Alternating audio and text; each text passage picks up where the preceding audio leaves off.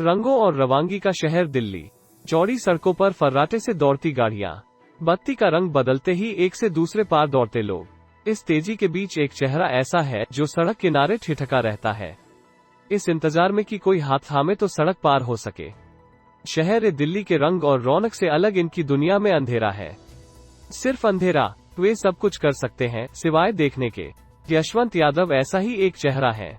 26 साल के यशवंत से जब मैं मिलने पहुंची, जो पहली बात नोटिस की वो था उनका घर। उत्तर पूर्व दिल्ली की बेहद घनी बस्ती बुराड़ी में 2 कमरों के फ्लैट में दीवारों से या तो पलस्तर उखड़ रहा था या फिर जहां साबुत था वहां दीवार एकदम खाली। कहीं भी कोई पोस्टर, वॉलपेपर या सजावट का सामान नहीं, यहाँ तक कि घड़ी भी नहीं। मैं अचकचा जाती हूँ, लेकिन ये न देख सकने वालों की दुनिया है। उनकी आंखों की ही तरह सूनी और स्याह। हम जैसों की नजरें यहाँ फिट नहीं बैठती। बेरंग दीवारों के बीच बैठे यशवंत खुद कहते हैं, जब भी बाहर से कोई दोस्त आता है मैं सोचता हूँ कि घर को थोड़ा सजाया जाए। कई बार अपनी पढ़ने की टेबल पर कुछ तस्वीरें लगाने की सोची, लेकिन अब तक कुछ हो नहीं सका। मैं सिर्फ ये समझ पाता हूँ कि नल ठीक चल रहा हो, दरवाजा अच्छी तरह बंद होता हो और कपड़ों किताबों के लिए अलमारियां हो। इसके अलावा दिख सकने वाली चीजों पर हमारा खास ध्यान नहीं जाता। ये एक अधूरापन तो है।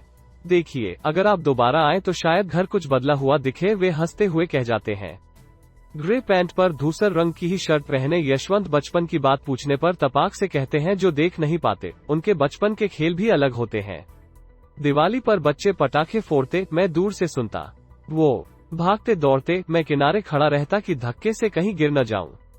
फिर मैंने अपना खेल खोजा।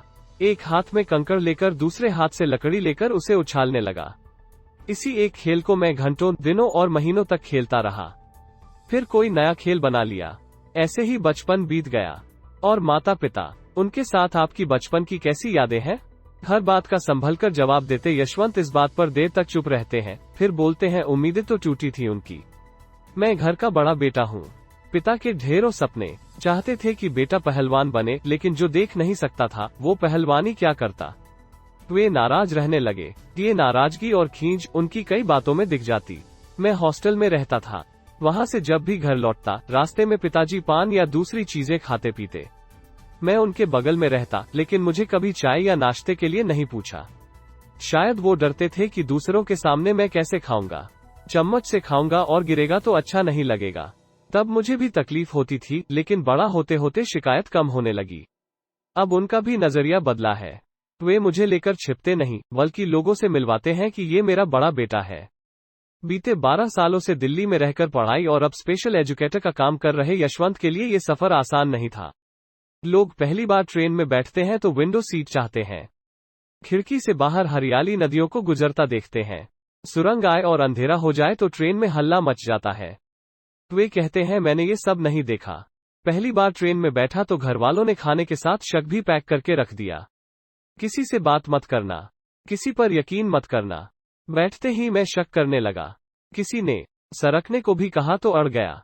डरा रहा कि कोई कहीं कुछ लेकर भाग तो नहीं जाएगा। अपर बर्थ पर पैर लटकाकर बैठा था और जूते उतारने को भी तैयार नहीं था कि जूते खुलते ही गायब हो जाएंगे। सारे लोग लूटते नहीं, लेकिन सारे लोग भले भी नहीं होते हैं। अभी पिछले दिनों की बात है, मैं सड़क पार कराने के लिए मदद मांग रहा था। 2 लोग वहां से गुजरे। उन्होंने हाथ पकड़कर रास्ता पार तो कराया, लेकिन जाते हुए मेरा पर्स ले गए। उसमें सिर्फ पैसे और एटीएम कार्ड ही नहीं था, बल्कि मेरे सारे डॉक्यूमेंट्स भी थे। वो सारी चीजें मुझे दोबारा बनवानी पड़ी। ऐसा कई बार हुआ होगा, लेकिन ज्यादातर बार भले लोग ही मिले।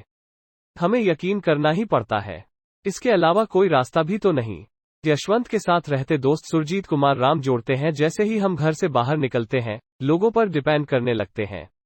सड़क पार करनी है तो मदद चाहिए, सीढ़ियां चढ़नी है तो साथ चाहिए, नई जगह जाना है तब तो बार बार मदद चाहिए। दिन भर में 50 या उससे भी ज्यादा लोगों का हाथ पकड़ना होता है, चाहे कितना ही बुरा लगे। अब हमारे सवाल सुरजीत की तरफ मुड़ जाते हैं। बनारस के ही सुरजीत यशवंत के साथ ही साथ दिल्ली आए और दोनों एक फ्लैट में रहने लगे। मैं उनसे फ्लैट को लेकर बात करने लगती हूँ। सामने दरवाजे के नाम पर लकड़ी का पट्टा लगा है, जिस पर कोई रंगाई पुताई नहीं। वे कहते हैं, मकान मालिक तो भला आदमी है, कहता है कि रिपेयरिंग करवा देगा, लेकिन जब मौजूदा काम करे तो देखने, सामान हटाने के लिए कोई चाहिए। हम वो कहाँ से लाएंगे? तो घर जैसा था वैसा ही पड़ा है। सुरजीत अपने न देख सकने को लेकर ज्यादा सहज लगे। उनके कपड़ों का रंग भी अपने दोस्त की ही तरह भूरा काला था। इस बात पर इशारा करते ही हंसते हुए कहते हैं, मैंने आज तक अपने लिए कपड़े खुद नहीं खरीदे। या तो देख सकने वाले दोस्तों को लेकर जाता हूँ या फिर अपने भाई या पापा की मदद लेता हूँ। वे जिन भी कपड़ों का सेट बनाकर देते हैं वही यहाँ ले आता हूँ और वैसे ही पहनने लगता हूँ। सारे कपड़े लगभग इसी रंग के हैं तो मिसमैच का डर नहीं रहता। हाँ, सफेद कपड़े कभी नहीं पहने। हम गिरते हैं, यहाँ वहाँ टकराते हैं, ऐसे में हल्के रंग जल्दी गंदे हो जाते हैं। सुरजीत ये सारी बातें बहुत हल्के फुल्के अंदाज में बता रहे हैं, लेकिन मैं घबराहट से भर जाती हूँ। यहाँ तक कि उनकी हंसी का साथ भी नहीं दे पाती। जिन छोटी छोटी नेमतों को हम जैसे लोग नजरअंदाज किए रहते हैं, उनका इन्हें कोई तजुर्बा ही नहीं। मिसाल के तौर पर अपनी मर्जी का खाना पका सकना। बेरंग दीवारों वाले इस मकान में कुकिंग के लिए एक हेल्पर रखी हुई है। वो आती है, 2 वक्त कच्चा पक्का बनाकर रख जाती है। न शिकायत कर सकते हैं, न झल्लाकर खुद पका सकते हैं।